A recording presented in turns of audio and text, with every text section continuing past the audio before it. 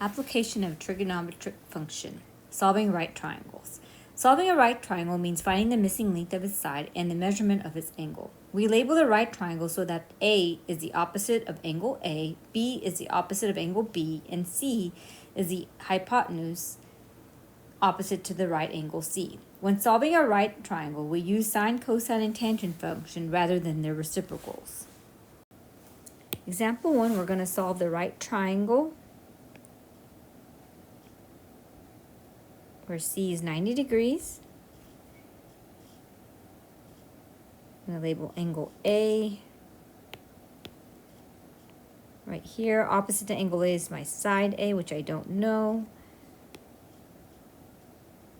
And with angle B, opposite to angle B is my side B, which is a length of 32 feet.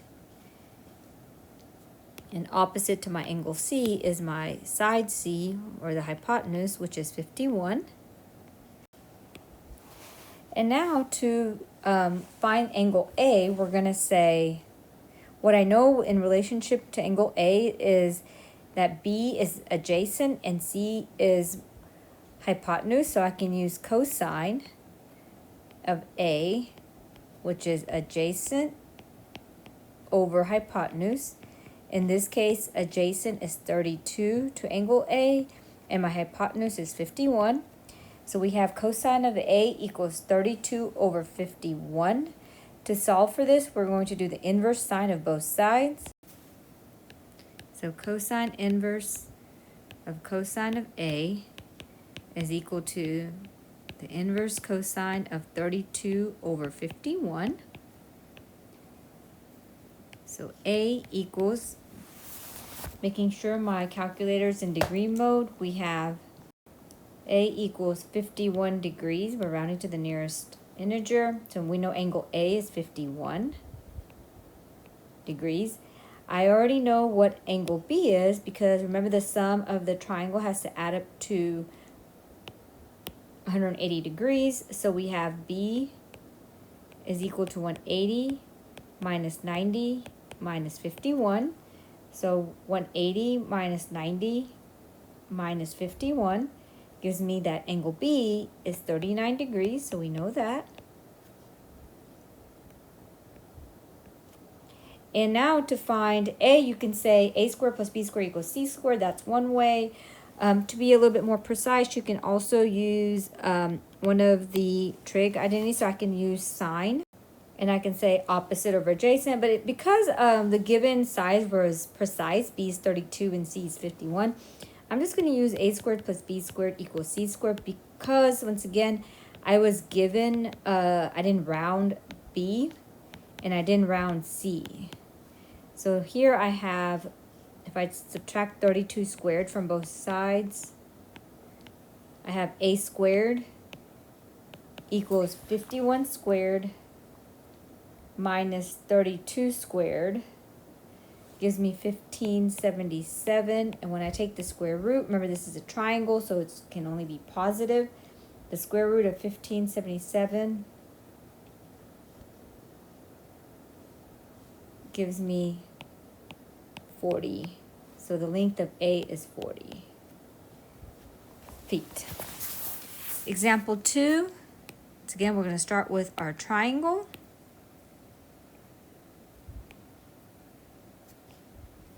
And here you're given angle B is 51.7. I don't know angle A. I know my length of A is 28.1. And I don't know side C. So first I'm going to find angle A by saying A is equal to 180 minus 90 minus 51.7. So A is equal to, and because this was given to us in 10th, I'm going to do it as 38.3 degrees. So now we know angle A. And I can find C by saying sine of A, which is 38.3 degrees, is opposite, which is 28.1, divided by hypotenuse, which is C. So I need to basically put a 1 underneath the sine of 38.3, cross multiply and solve. So we have C sine of 38.3 degrees equals 28.1, and divide both sides by sine of 38.3 degrees.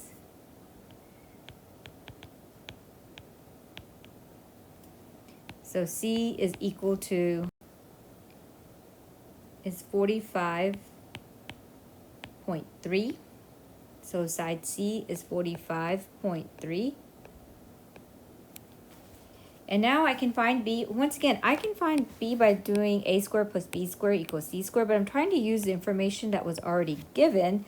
So in this particular problem, since I already knew that angle B was 51.7, and I was given side A, and I was given, and I'm looking for B, so I'm going to use tangent. So we have tangent of 51.7 degrees is equal to opposite, which is B, over 28.1. Multiplying both sides by 28.1 or cross multiplying, we have 28.1 tan of 51.7 is equal to B. And plugging that into the calculator, we have 28.1 tangent of 51.7 gives me 35.6. In this case, it's feet, so it's 35.6 feet. Example 3, we're going to solve the right triangle. Opposite to side A is my length of A, which is 18.9. Opposite to side B is my length of B. And opposite to my right triangle is my side C, which is 46.3. So here the only thing I can do first is to find, I can find the length of B by saying A squared plus B squared equals C squared. So we have 18.9 squared plus B squared equals 46.3 squared. Subtract 18.9 squared from both sides. And you could find the answer. I'm just doing that so that way you don't have to write a long answer. So we have 46.3 squared minus 18.9 squared. Hit enter. And I get 1786.48. Take the square root of both sides. This is a triangle, so it's positive. That gives me B is 42.3. So now we know B. I can find angle A by saying sine of A is opposite, which is 18.9, over the hypotenuse, which is 46.3. Taking the inverse sine of both sides to cancel out sine to solve for A.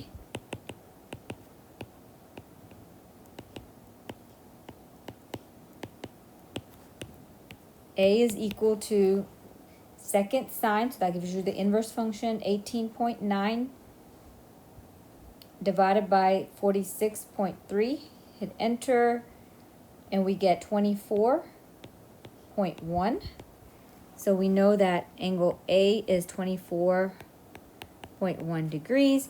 And we can find angle B by using another trig function, or you can use the concept of 180 minus 90 minus 24.1. And you get B is 65.9 degrees.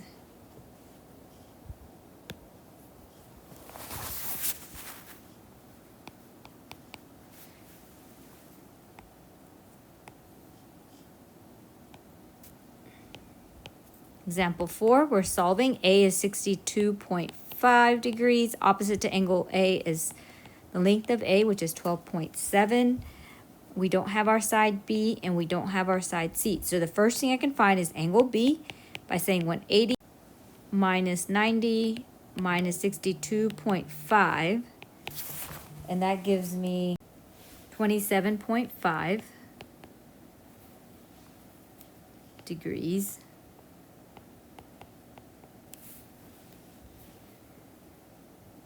Now I can find the length of C by saying sine of A, which is 62.5 degrees, is equal to opposite, which is 12.7, divided by C. We're going to cross multiply and solve. So we have C times sine of 62.5 is equal to 1 times 12.7 is 12.7. Dividing both sides by sine of 62.5.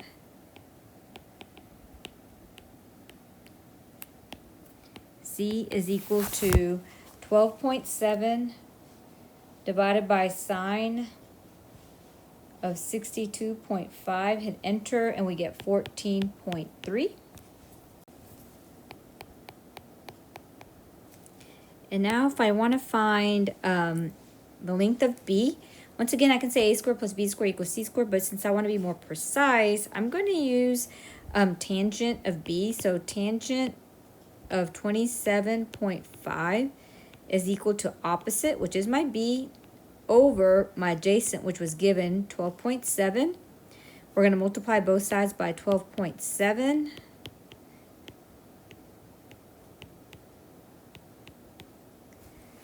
And so therefore B equals 12.7 tan of 27.5 degree. That gives me 6.6. Example 5, from a point on a level ground 80 feet from the base of the Eiffel Tower, the angle of elevation is 85.4 degrees. Approximate the height of the Eiffel Tower to the nearest foot. So in relationship to the angle, the height, which is in this case the letter A, is opposite to the angle, and I'm given the adjacent to the angle. So therefore I'm going to use tan of 85.4 is equal to A over 80, multiplying both sides by 80 to solve for A. So A equals 80 times tan of 85.4 to give me 994 feet. Okay, because it says round to the nearest foot.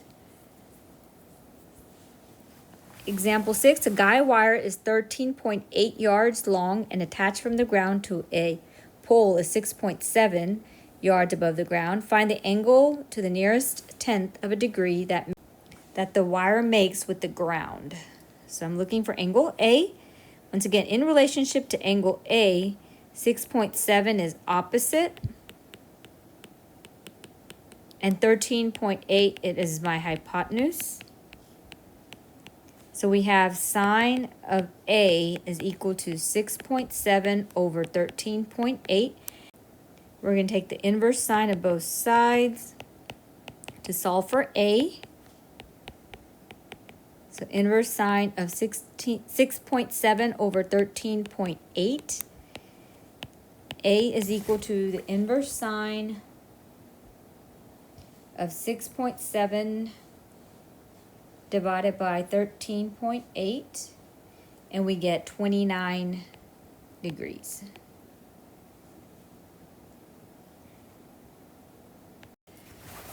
If an acute angle is measured from the north side of a north and south line, then we write N first. Second, we write the measure of the angle, acute angle. And if the acute angle is measured on the east side of the north and south line, then we write east, E last. Bearing starts with a north and south line. So basically, this is your north and south line, and uses acute angles to show the direction either east or west from that line. So notice this first example, this would be considered north, and it's going to the east, and it would be 42 degrees. The second example, that's going down, so that's south, 31 degrees, and it's going to the east. The third example, here's my north and south line, it's going south, west, and it's 40 degrees. my next one example is, there's my line north and south, is north 52 degrees and is going towards the west. So first we're going to use basically the north and south line. And then we'll go from there.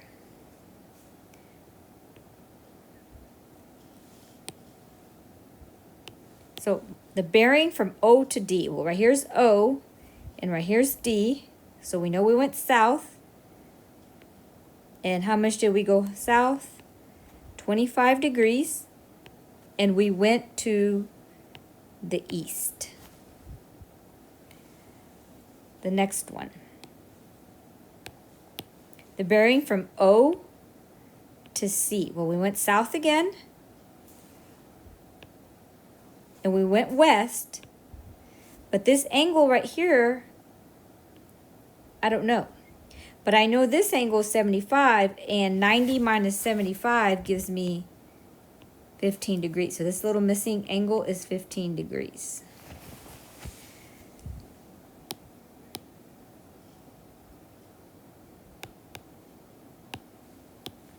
Next, we're doing bearing from O to A. Well, here's O to A. We know this piece is 20, so this piece right here would be 90 minus 20, which would be 70 degrees. So we went north 70 degrees and we went east.